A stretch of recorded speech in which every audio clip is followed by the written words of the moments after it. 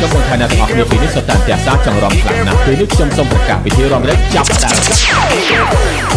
បងជាកំឡុងគឺមិនដោអូនទេប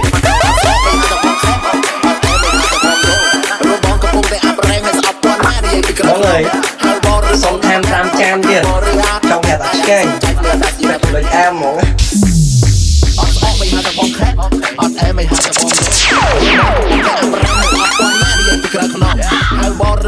ខ្ញុំនឹងថាអ្នកទាំងអស់គ្នាពីនេះសុទ្ធតែផ្ទះសាចង់រំខ្លាំងណាស់ពេលនេះខ្ញុំសូមប្រកាសពិធីរំលែកចាប់ផ្ដើម